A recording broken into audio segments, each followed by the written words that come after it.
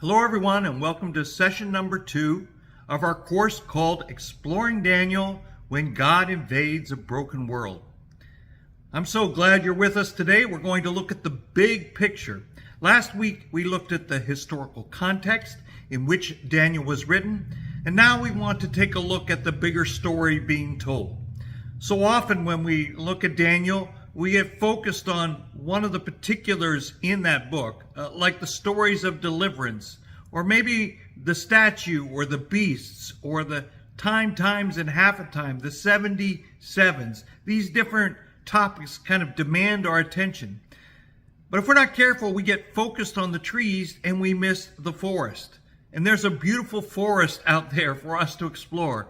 Daniel is a carefully organized treatment of subjects, and we want to look at that bigger treatment today.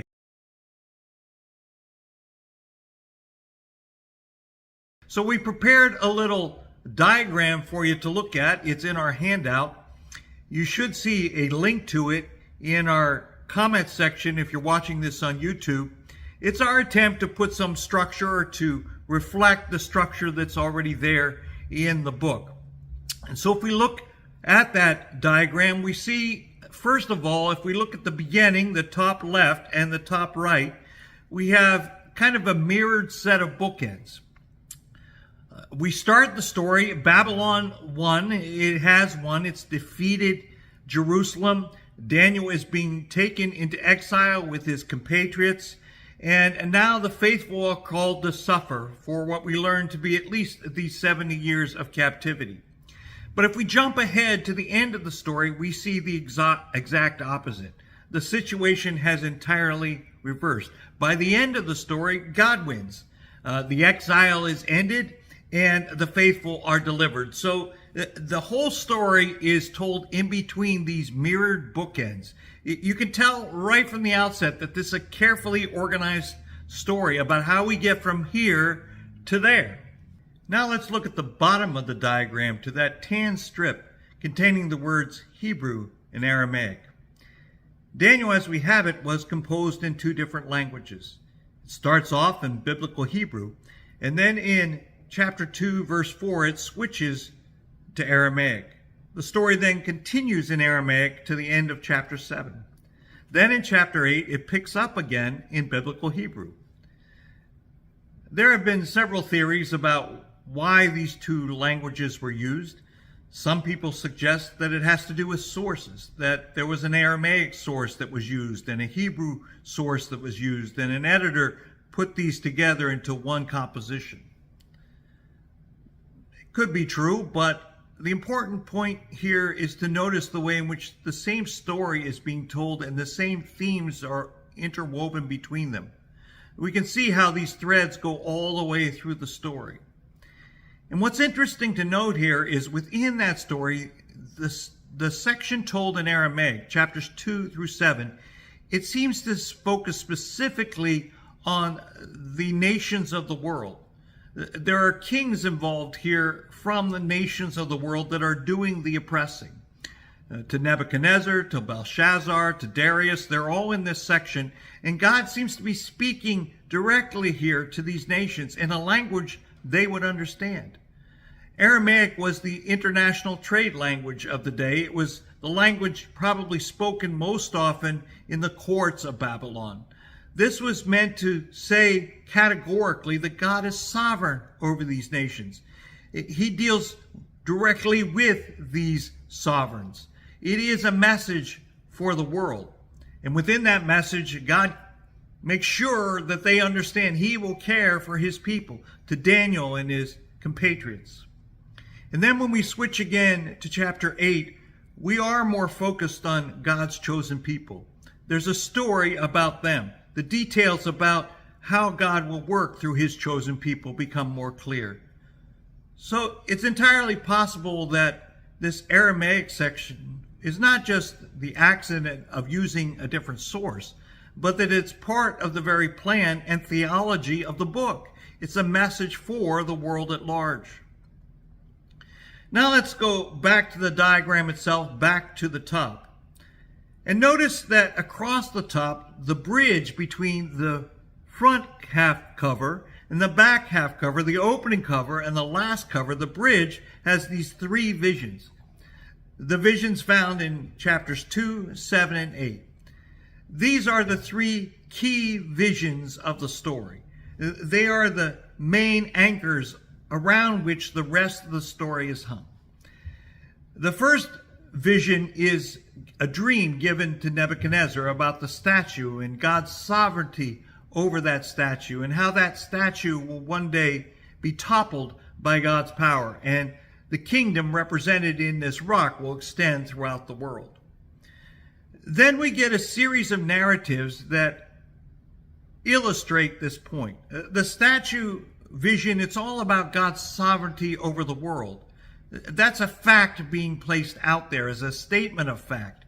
And then what we see over the next several chapters is God proving that fact in that day and in that time to that people in the Aramaic language. We see it in a very organized way. First, we see the message in chapter 3 of God's sovereignty over the situation and God's protection of his people. It is the story of Daniel's compatriots being placed in the fire and God rescuing them from that fire.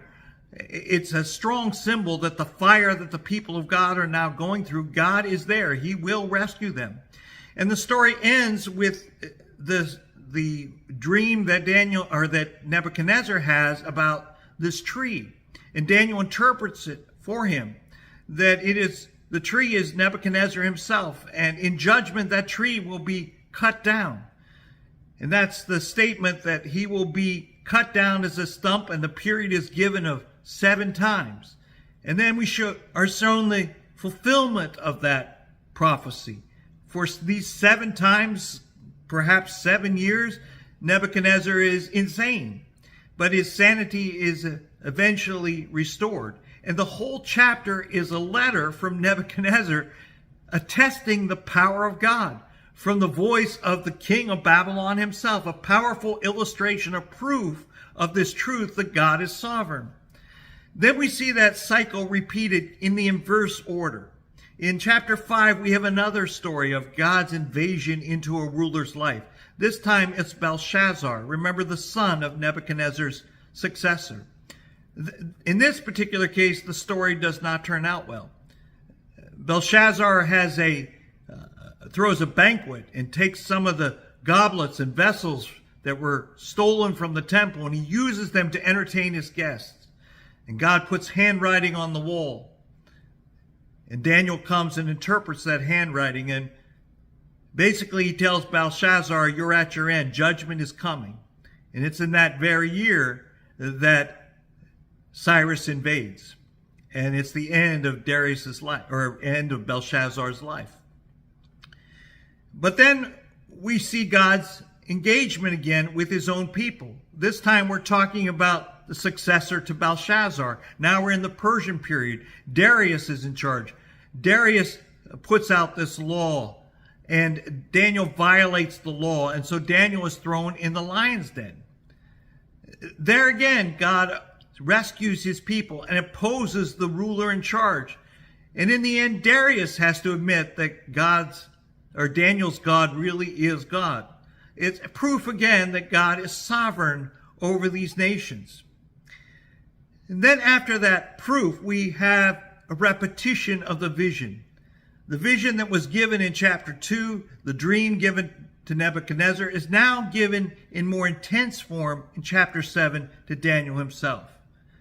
Especially, it starts to focus on a forward time, a time future from Daniel, where the oppression on God's people will be increased.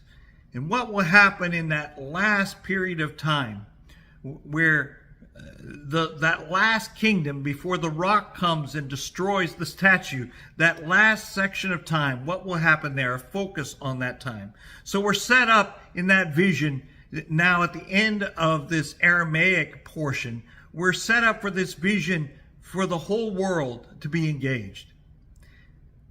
And then that vision is further developed now in chapter 8 as we revert to the biblical Hebrew. In chapter 8, that vision is more focused on the people of God.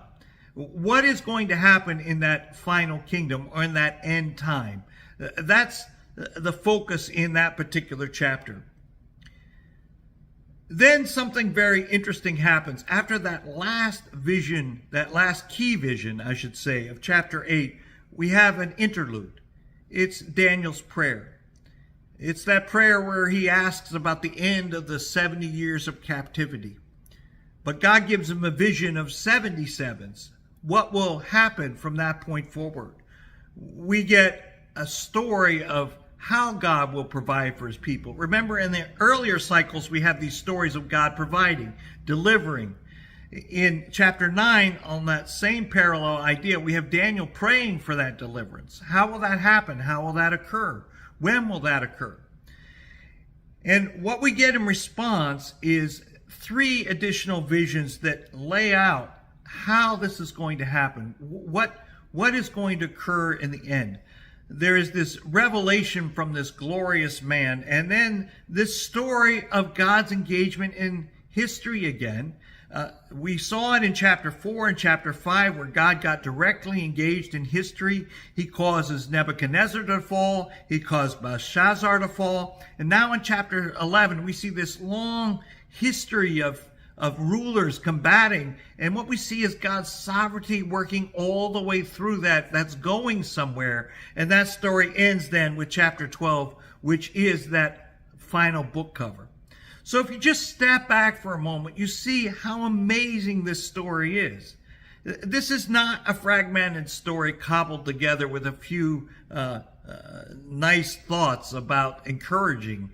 No, this is a carefully woven story built in a very carefully organized structure to make this constant theological point, to reinforce God's sovereignty over the nations, but also God's faithfulness to his people. And it serves as the factual basis, if you will, the prophetic basis and the historic basis to call us to faithfulness, assured that God will stay engaged.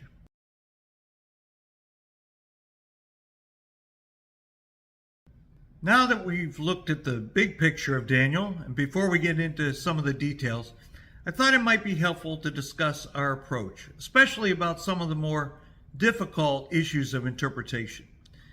And we start with this subject of authorship and origins.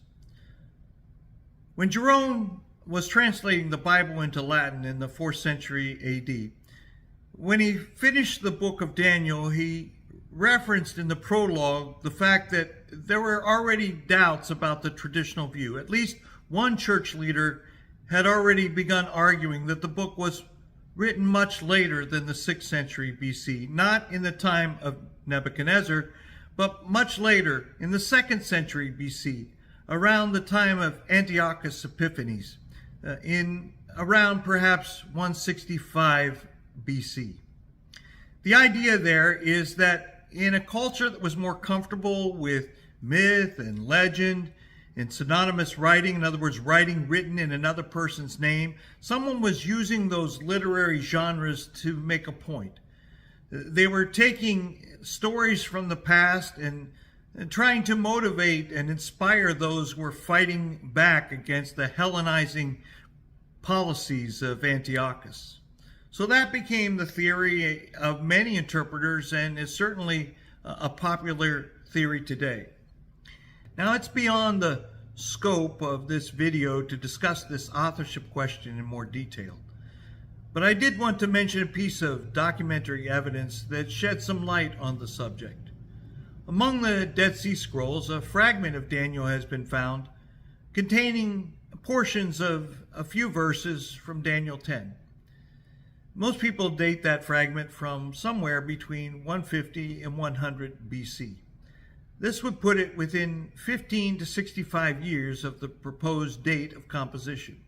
In other words, if the book were truly written around 165 BC, then within 15 or 65 years, this book would have had to have been translated, handed down, preserved by the desert community, revered by the desert community. And by itself, this is not conclusive evidence, but there are actually several copies of Daniel's found. And it seems as though Daniel may have been revered not just as another book of reference, but as sacred scripture. So it's an obvious question.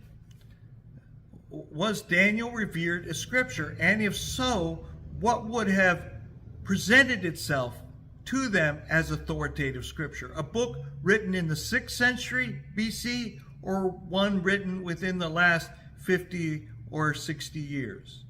It's a valid question to be asked.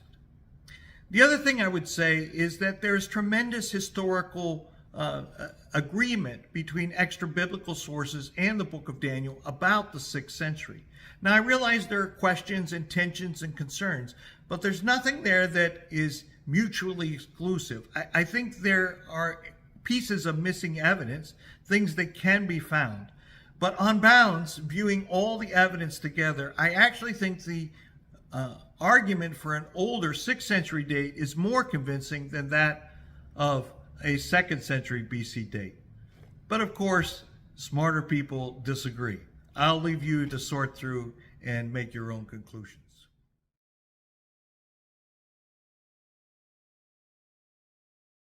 Next, as we consider our approach to the book of Daniel, I thought it might be helpful to say a word or two about symbols and how we can interpret these symbols. Obviously, there are symbols or images throughout the book of Daniel, and we really have a challenge here. On one hand, we want to do justice to those symbols. I mean, they are there for a reason. They're meant to convey meaning. They're meant to say something to us about history, about the future. So we definitely want to respect the integrity of the symbols that are used. But we also have to guard against reading too much into them. We don't want to bring our own understanding and our own viewpoints into those symbols. We have to let those symbols talk to us. We don't want to morph them into what we already think they believe. There's a difference, I think, between interpreting the symbols and speculating about them. You know, when we look at a good piece of art, people who really know what they're doing, they know what the author is communicating or trying to communicate. But the less you really respect the integrity of the author, the more you can interpret that art to mean anything you want it to mean. And we have that in the interpretation of Daniel. There are people who just speculate all over the place about what these symbols could mean. They just draw all sorts of random conclusions. I think we have to be really faithful to the integrity of the original author. What were they seeking to say? They're using symbols. They're not speaking in concrete language. They're not giving us names all the time and places and dates. They're using symbols for a reason. What is it they're seeking to convey? And how do we get to that answer without reading too much into the symbols? That's the challenge before us. Now, quite often, these symbols in the book of Daniel have to do with images and kingdoms. And what's interesting in this case is that sometimes the author gives us explicit references. We have just enough to get us started, just enough to start us down the trail. We find it explicitly in Daniel chapter 2, in the story of the statue that Nebuchadnezzar sees. The interpreter tells Daniel, and Daniel tells Nebuchadnezzar, the head of gold is explicitly a reference to Nebuchadnezzar. He is that head of gold. So there we have a concrete reference of the symbol. Later, we learn the same thing about the tree, the dream of the tree that Nebuchadnezzar has in chapter 4. We are told explicitly, you are the tree, right? That's the statement that Daniel can make to him. The next two times we get an explicit reference like that, it's all the way in chapter 8, and it has to do with the two-horned ram, and we're told that that two-horned ram are the kings of Media and Persia.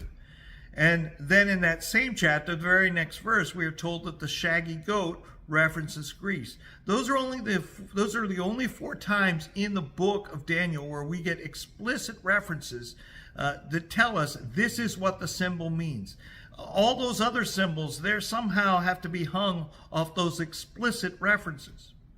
Now, there's another example here.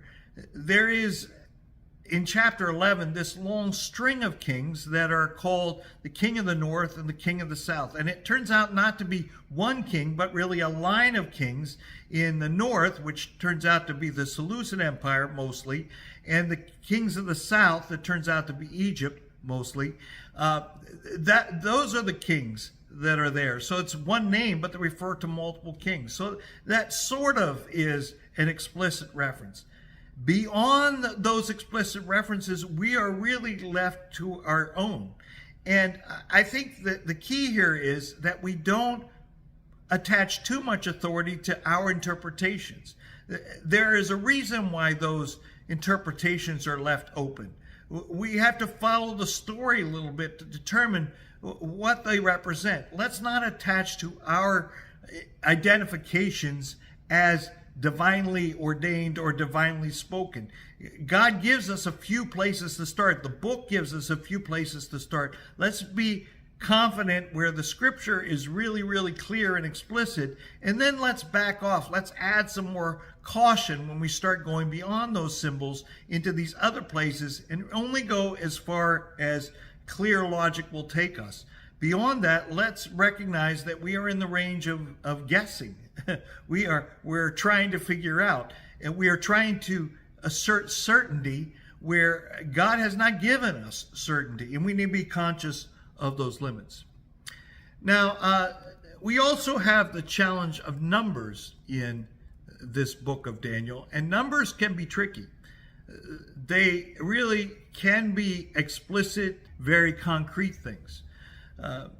And sometimes context gives us a clue. We can tell from context. For example, in the very first chapter, we're told about this plan of Nebuchadnezzar to assign this training program, to assign Daniel and his compatriots to this training program that lasts 3 years. Okay, the context tells us that we probably ought to interpret that very, very literally. I mean, this is a 3-year period. But even literal numbers, then we have to decide whether or not they're exact numbers or round numbers. You know, in our scientific culture, we want all exact. Exactly 3, exactly 7. When's the starting date? When's the ending date? Or is round numbers kind of a way of doing business in that culture? If it says 3 years, does it have to be exactly 3 years from midnight to midnight? Or can there be some round numbers involved? And we see that, for example, in the whole 70 years of captivity. There are interpreters that have tried to measure this from date to date. It starts to press credulity, I think. They get that precise. This year, 70 years, it's meant to be a round number. It's about that time. I think that's why Daniel is praying when he prays in the time just before Darius comes, right on the eve of Cyrus's arrival. It's just about that time that Daniel says, I think the time is about up. So I do think when we deal with numbers, we have to be willing to admit sometimes they're round numbers, not necessarily precise minute-to-minute numbers. That may be more of a modern or postmodern obsession than it was an ancient obsession. So in addition to this area of round numbers, we have to think that sometimes the numbers point beyond themselves to another level of reality. Numbers are a window into the heavens. Some numbers, they just point beyond. So we see this in Daniel chapter 9 again. I mean, Daniel's praying about 70 years, and the heavenly messenger says, well, that's 70 years. It's really meant to point beyond to a 77s. So numbers really, the way they're piled on top of one another, they're meant to take us from one place to another place, to think of things from a different dimension. And then on top of that, you have the cultural layer. A cultural layer where certain numbers are inherently meaningful by themselves. And certainly this is the case of ancient Hebrew. Hebrew of this period, there's this understanding that certain numbers have a significance all to their own. So this number of 7 is one of those. I mean, 7 is a very symbolic number throughout Scripture. I mean, it all comes from 7 days of creation, and the fact that the seventh day is the Sabbath day. And so seventh is this completion of a week, the completion of the creation, the completion. There's something about that seventh day that is the completion. And so it's hard to really read anything connected with a seven in it in its symbolic context and not think there's a cultural meaning, that this somehow has a relevance to the story. The number 10 is similar. You know, in Daniel, we see this reference to 10 horns and 10 kingdoms. 10 is really another way of talking about completion and a fullness, right? I mean, you think about 10 fingers and 10 toes. When you have all your fingers and all your toes, this is about a complete, a full, a definition of full power. It's all there. So these numbers have a cultural significance. So when we're interpreting numbers, yes, they may be just literal numbers. They may be just measuring something from here to there. That's one possibility. But we have to be aware that there are multiple levels of meaning, perhaps, in numbers, not just conveying something concrete like 70 years. It may point beyond to something else, beyond giving us another window into another dimension. And then if you add to this the fact that these numbers carry cultural significance of completion and power and kind of the end of things, all of this has to be considered as when we start looking at these numbers as more than just measuring devices. And lastly, as we consider our approach to Daniel, I thought it might be helpful to look at a couple different interpretive perspectives. There are many different views of Daniel, ways to approach Daniel throughout history, all sorts of different viewpoints about what these kingdoms represent and what's going to happen in the future. And so I thought it might be helpful to kind of get a lay of the land on some of those perspectives and identify where we fit in all that. In my opinion, as you read through the history of commentaries, you can really divide opinion into two groups. One group, they're going down the pathway of it being written in the 6th century BC. They believe it's history. They believe it talks about history, that Daniel is a 6th century person, that the things it says about Nebuchadnezzar and Belshazzar and Darius, that's all history. So that's one group, and they tend to interpret Daniel with a certain amount of shared assumptions. And then there's a second group that really sees it as a 2nd century BC document, and they have a different set of assumptions. So let's first look at the group that sees it as a 6th century document. As I said, they share a certain amount of assumptions that this is history, this is legitimate prophecy. Daniel is foreseeing into the future. They agree that at some point Jesus is coming back to set up his kingdom, that somehow the return of Jesus is embedded in the prophecy of Daniel. Now, where they begin to kind of part ways is with regard to how clearly that future is defined. There's one group of people that know that it is future in its orientation, but a lot is not clarified in Daniel, they believe. So the stories about history, about Nebuchadnezzar and Belshazzar and Darius, all clear. But when we start looking forward to Antiochus and what happens beyond Antiochus, then there's kind of a difference of opinion. Some folks see a lot of the fulfillment in some of these visions happening around the time of Christ, the birth of Christ, the destruction of the temple in 70 AD by Titus, things that happened subsequent to that in the Roman Empire. Different people believe different things, but they see a lot of what Daniel foresaw as having already been fulfilled from our perspective. Future from Daniel's perspective, but finished from our perspective. And there's still some things yet to be fulfilled. Christ still has to come back, but the visions of Daniel have largely been fulfilled. Or another take on that is that it's a cycle that repeats itself over and over again. It repeated itself in Daniel's time, in Jesus' time, and it continues to repeat itself throughout history. So that's one group that believe that Daniel was a 6th century product. And it goes by different names. And again, in your handouts, I have commentaries written from that perspective. The other group sees a clearer vision of what's happening in the future. Sometimes we call this group dispensationalist perspective. They believe that there's a very clear picture revealed in Daniel having to do with that 70th week. They, like the others who believe in a 6th century document, they believe up to a point history is described in Daniel. But that last kingdom, that last abomination of desolation, that 70 week of Daniel, that has not yet happened. That's pushed out into the future. We're in between the 69th week and the 70th week. There's still a 7-year period, and most folks in that camp believe it's a literal 7-year period. They call it the Great Tribulation. And at some point, before, during, or after that Great Tribulation, Jesus is going to come and take the church out of it, depending on which group you're with. Either you're out of the tribulation, or you go through part of it, or you go through all of it.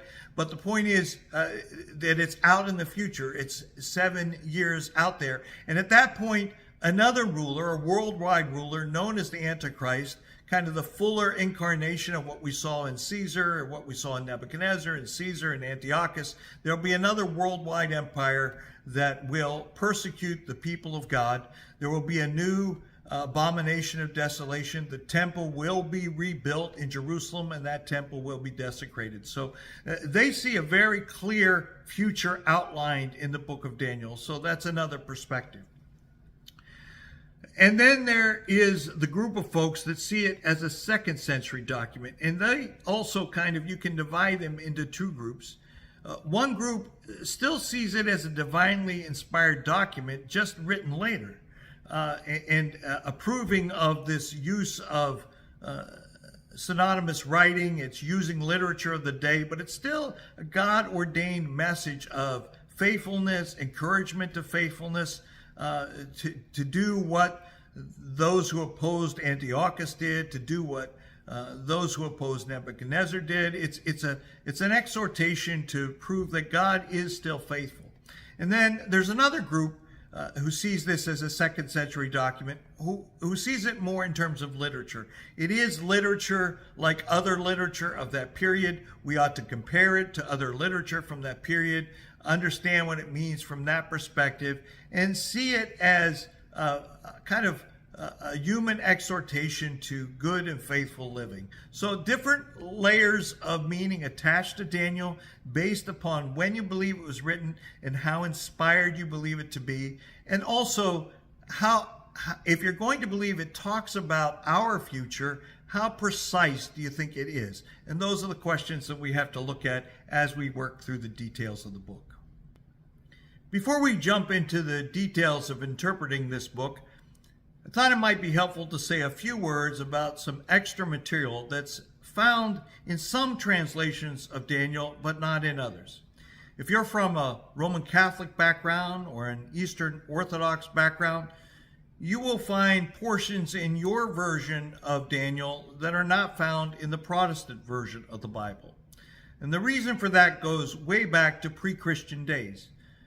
In the days of the Greek Empire, where people from Judah are now being scattered throughout the world, not just in Babylon, but all throughout the world, and as Greek becomes the international language of commerce, there's a call that goes out for the scriptures, the Hebrew scriptures, to be translated into Greek.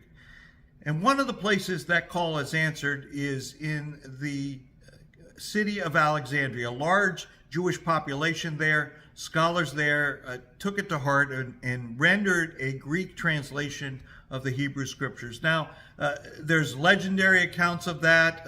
We have to read between the lines and see exactly what happened. Sometimes that version is called the Septuagint. Other times it's called the Old Greek version. But in any case, it's an attempt to render the Hebrew scriptures into Greek. Well, when they did this, they incorporated works in that collection that were not part of the original Hebrew scriptures. And yet they told more of the story, they added information, and so they were included in the Greek translation. They were written later, but nonetheless included as part of the larger story of the Hebrew world in this Greek culture. Later, this becomes a challenge when the Bible is translated into Latin. When Jerome is given this task for the Catholic Church to render the Bible into Latin, he has to make a decision about what to do about these extra works, these works that were not in the Hebrew Scriptures, but yet they were included among the Greek translations. And by then they had become so popular that he was really not at liberty to just leave them out of this common version of the Bible that people were so used to. So he translated them and included them in what was called the Vulgate, or the common version of the Bible for the Catholic Church. For centuries, it was generally acknowledged that these were included, but not necessarily of the same authority as the rest of Scripture. Well, this becomes a problem during the period of the Protestant Reformation. The Protestants being a little more of a stickler about some of these things, and also egged on by the fact that some of the practices in the Roman Catholic Church were supported by texts from some of this extra material. When the Protestant Bibles were produced, they left out this extra material. And that, of course, was not handled well in that particular period of time. The Roman Catholic Church pushed back hard against this, and they actually pronounced a curse, anathema, on people who did not accept this version of the Scriptures. So there became this rift between Catholic churches and Protestant churches as to whether these books ought to be included, these portions of Scripture ought to be included in the Scriptures. Protestants usually refer to as the Apocrypha, books that were written later, that are written under a separate name. In any case, some of that shows up in the book of Daniel. There are three portions in particular that show up in the Catholic and Eastern Orthodox versions of the Scriptures. There is this prayer of Azariah and the Song of the Three Holy Children. It's inserted in the story of Daniel's compatriots in Daniel chapter 3. It's the prayer of one of those compatriots to God in the midst of the fiery furnace. There are two other stories added to the end of the Latin version of the Scriptures. And the modern translations, the Catholic version, Eastern Orthodox tradition, they usually occur as chapters 13 and 14 at the end of Daniel. One is the story of Susanna and the elders, a young virtuous woman that's accused falsely of adultery, and Daniel is called as the judge to exonerate her, and through his wisdom he exonerates this person.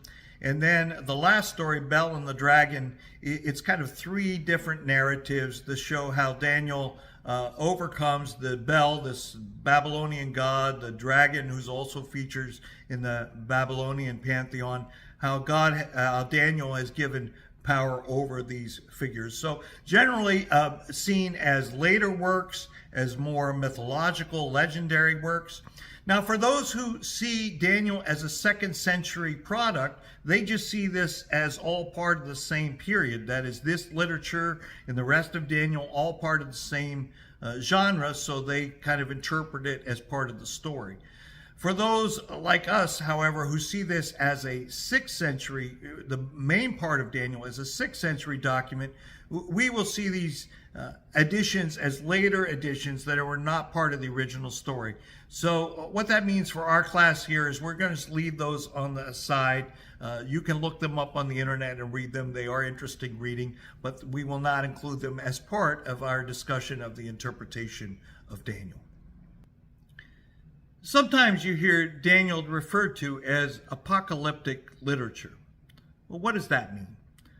Well, literally, the word just means a revelation of something that was previously hidden. But over time, the word has broadened to include a particular kind of literature. In fact, some people argue, those like ourselves who believe that Daniel was written in the 6th century BC, some people argue that it's one of the original forms of apocalyptic literature. And by the way, as people talk about this, I haven't found complete agreement on what apocalyptic literature is or is not. But generally speaking, it refers to a kind of literature that has some things in common. On one level, it means that the message is always conveyed in some sort of vivid, highly pictorial, symbolic language. A lot of visions, word pictures are drawn. It's not straightforward didactic communication. It's communication through symbols and word pictures, fantastic pictures that stretch and defy the imagination. And usually it's a message conveyed by a heavenly messenger. This is the gods, or in this case, God, speaking to earth. So it's a heavenly messenger that comes and brings the message. It is a revelation. It's not something deduced by human insight and human logic. It has to be revealed from above. And usually there are cosmic consequences from all this. There's a struggle between heaven and earth and the underworld, that there's a battle going on behind the earthly battles, that there's spiritual forces behind all this, and there's collisions going on. And it shows us the behind the scenes battles that are happening behind the earthly battles. And usually the emphasis is upon the outcome, the final product, the end. And this is certainly true of biblical apocalyptic literature. And I should indicate that there are various kinds of apocalyptic literature. There's secular apocalyptic literature out there that has nothing whatsoever to do with God. It's simply the end of the world, doomsday kind of stuff. But ancient apocalyptic literature, like the kind we're speaking about here, it is about God speaking through that. It is the spiritual dimension behind the earthly reality. And the other thing about apocalyptic literature is it always kind of has this double side to it. It reveals, yes, it's intended to be a revelation. It's intended to tell us something, but also it remains hidden. There are pieces that are not disclosed. Almost on purpose, there's stuff being held back. There's still mystery that we don't yet understand. Well, that certainly describes Daniel, all these things. Yes, there's a message of vivid, highly pictorial symbols in here, word pictures. There's all kinds of heavenly messengers revealing this to Daniel. There is a cosmic struggle going on. We hear Michael struggling with the Prince of Persia, these things going on behind the scenes. That's happening. It is a focus on the end of time, the time and a half of time. How is this going to come out in the end? So that's apocalyptic. The outcome is certainly there. And the last is true. We learn many, many things through Daniel. There's many things revealed from heaven. But there's also some mystery, some things that we will not understand, even by the end of the book. So I look forward to unwinding that stuff with you as we continue our study in Daniel. As we conclude this session on the big picture, let's ask the all-important question, what's the point? What's the point of this big picture we've just examined? It's all about the sovereignty of God and the faithfulness of God revealed in these three key visions in chapters 2, 7, and 8. In chapter 2 comes the promise of God's victory over the kingdoms of the world, the rock that will topple the statue and then expand throughout the world. And in chapter 3, 4, 5, 6, he proves all that in Daniel's time, in history. You remember the story in chapter 3 especially. Nebuchadnezzar sets up this image of gold, demands all his subjects to bow down and worship. But Daniel's compatriots, Shadrach, Meshach, Abednego, they refuse to bow down. Nebuchadnezzar pulls them in, asks them what their answer might be for refusal to comply with the divine decree. And here's what they say in Daniel 3, verses 17 and 18. If we are thrown into the blazing furnace, the God we serve is able to deliver us from it, and he will deliver us from your majesty's hand. But even if he does not, we want you to know, your majesty, that we will not serve your gods or worship the image of gold you have set up. This is their faith. They believe God will step up and he will deliver. But even if he doesn't, he's still God. Nebuchadnezzar and his gods, no, they won't worship them. No, they believe that God is faithful, even if they don't understand his ways, even if they don't understand his timing.